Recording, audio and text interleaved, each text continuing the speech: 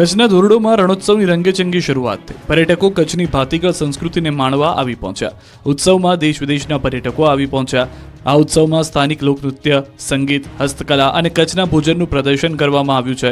આ વર્ષે પ્રવાસીઓને રહેવા માટે 400 ટેન્ટ લગાવવામાં આવ્યા છે। રણોત્સવના પ્રથમ દિવસે ઘણા પ્રવાસીઓ ટેન્ટ સિટી પહોંચ્યા હતા। આયોજકો તરફથી તે માટે અનુકૂળ વ્યવસ્થા ઊભી કરવામાં આવી છે। તાજેતરમાં યુનાઇટેડ નેશન્સ વર્લ્ડ ટુરિઝમ ઓર્ગેનાઇઝેશને ધોરડોને ગામને શ્રેષ્ઠ પ્રવાસન ગામ તરીકે જાહેર કર્યું છે। ત્યારબાદ આ સ્થળનું આકર્ષણ ઓર વધ્યું છે। ઉલ્લેખનીય છે કે રણોત્સવનું સૌપ્રથમવાર આયોજન 2009માં કરવામાં આવ્યું। આ વર્ષે રણોત્સવ 15 માર્ચ 2025 સુધી ચાલશે। યુપીથી રોજગારી માટે આવેલા 3 મિત્રોનું ટ્રેન અડફેટે મોત।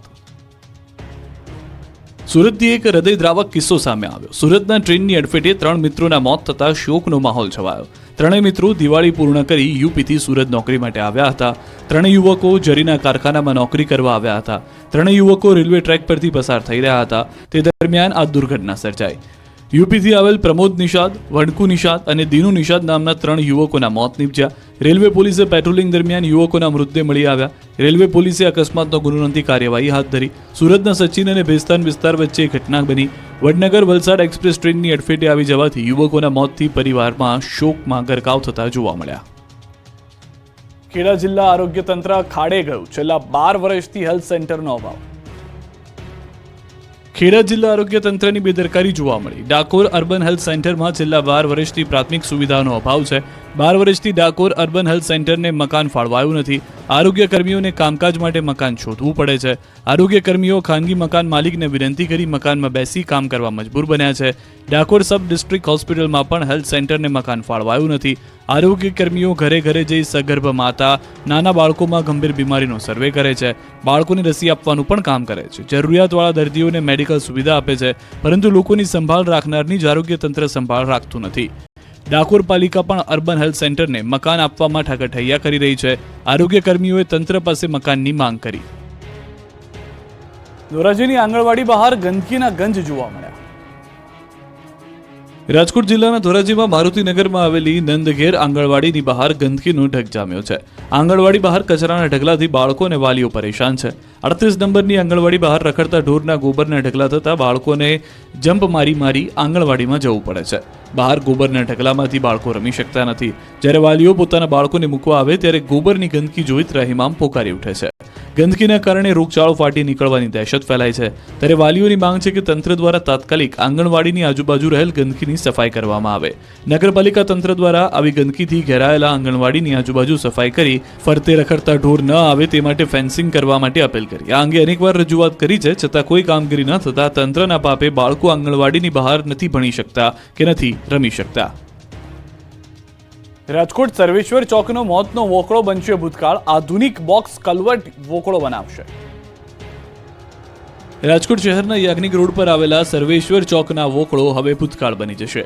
એક મહિલાના મોતની સમગ્ર ઘટનાના 1 વર્ષ બાદ સર્વેશ્વર ચોકમાં ₹4,91,00,000ના ખર્ચે હયાત વોકળો ડાયવર્ટ કરીને નવું બોક્સ કન્વર્ટ બનાવવામાં આવશે, જે અંતર્ગત ખાતમુહૂર્તનો કાર્યક્રમ પણ યોજાયો। સર્વેશ્વર ચોક ખાતે 110 મીટર લંબાઈ અને 9 મીટર પહોળાઈ ધરાવતા કલવર્ટનું કામ ચોમાસામાં પૂર્ણ થઈ જતા તાત્કાલિક ધોરણે શરૂ કરવામાં આવશે। કામગીરી દરમિયાન યાજ્ઞિક રોડ ઉપરનો કેટલોક ભાગ બંધ કરી દેવામાં આવશે। સમગ્ર મામલે મહાનગરપાલિકા દ્વારા 4.91 કરોડના ખર્ચે એજન્સીને કામ સોંપવામાં આવ્યું। વોકળાનું કામ આગામી 6 મહિનામાં પૂર્ણ કરાશે। 1 વર્ષ પૂર્વે અહીંયા એક મહિલાનું મૃત્યુ થયું, જેના કારણે 2 મિનિટનું મૌન પણ પાળવામાં આવ્યું હતું। વડોદરાના સાંદરણા ગામે 150 વૃક્ષોનું નિકંદન કાઢતા વિવાદ। વડોદરાના સાંદરણા ગામે 150થી વધુ વૃક્ષો કાપી નાખતા વિવાદ સર્જાયો, જેને લઈ જાગૃત નાગરિકે ઉચ્ચ કક્ષાએ રજૂઆત કરી। ગૌચરની જગ્યામાંથી વૃક્ષો કાપી નખાયા હોવાના જાગૃત નાગરિકે આક્ષેપ કર્યા અને આ નાગરિકનું કહેવું છે કે આ વૃક્ષો 30થી 35 વર્ષ જૂના છે। જે તે સંલગ્ન તમામ સરકારી કચેરીઓમાં વૃક્ષ નિકંદન બાબતે રજૂઆત કરાઈ છે। જોકે રજૂઆત છતાં કોઈ કાર્યવાહી કરવામાં આવી ન હોવાનો અરજદારે આરોપ લગાવ્યો। ત્યારે આ મામલે સરપંચને પૂછવામાં આવતા તે આ સમગ્ર મામલે અજાણ હોવાનું જણાવ્યું અને ગ્રામ પંચાયતે વૃક્ષો કાપવાની પરવાનગી કોઈને પણ આપી ન હોવાનું સરપંચ રટણ કરી રહ્યા છે। સેલવાસમાં રાષ્ટ્રપતિ દ્રૌપદી મુર્મુએ સ્વામી વિવેકાનંદ વિદ્યા મંદિરનું લોકાર્પણ કર્યું। રાષ્ટ્રપતિ દ્રૌપદી મુર્મુ સંઘ પ્રદેશ દમણ અને દાદરાનગર હવેલીની 2 દિવસની મુલાકાતે છે. બીજા દિવસે તેઓએ દાદરાનગર હવેલીના સેલવાસ પહોંચ્યા હતા, જ્યાં તેમનું ભવ્ય સ્વાગત કરવામાં આવ્યું. સેલવાસમાં તેઓએ સ્વામી વિવેકાનંદ વિદ્યા મંદિરનું લોકાર્પણ કર્યું.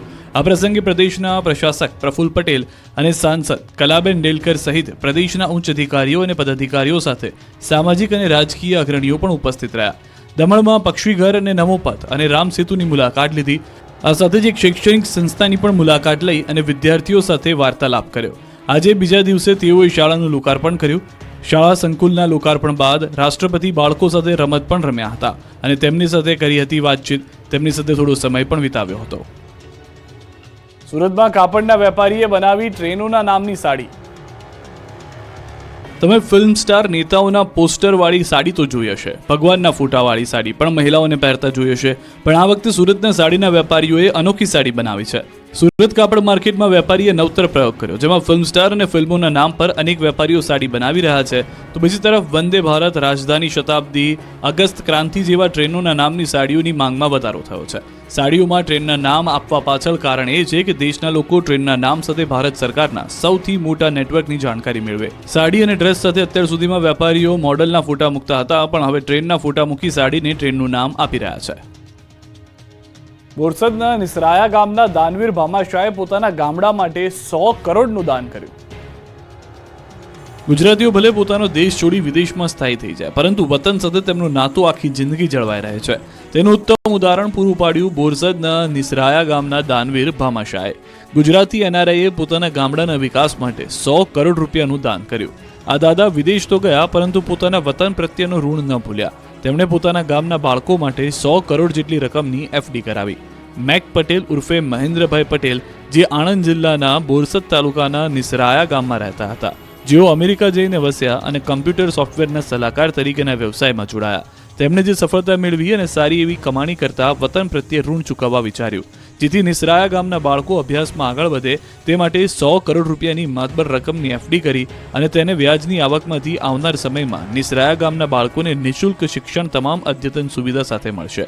નિસરાયા ગામમાં ધોરણ 9, 10, 11 અને 12 માટે હાઈસ્કૂલ નથી.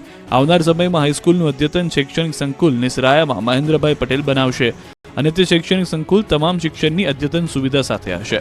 અને આ શૈક્ષણિક સંકુલને ભવિષ્યમાં કોઈ નાણાકીય તકલીફ ન પડે તે માટે અત્યારથી જ 100 કરોડ રૂપિયાની ફિક્સ ડિપોઝિટ કરી દીધી છે. તેમજ નિસરાયા ગામના કોલેજમાં ભણતા વિદ્યાર્થીઓને પણ જો જરૂર હશે તો શિક્ષણ માટે નાણાકીય સહાય પણ કરશે. નિસરાયા ગામના એનઆરઆઈ મહેન્દ્ર પટેલ 85 વર્ષની જેફ વયે ધરાવે છે. આપણું ગુજરાતમાં અત્યારે બસ આટલું. દેશ પ્રદેશની તમામ ખબરો માટે આપ જોડાયેલા રહો ગુજરાતની number 1 news channel news 18 Gujarati સાથે.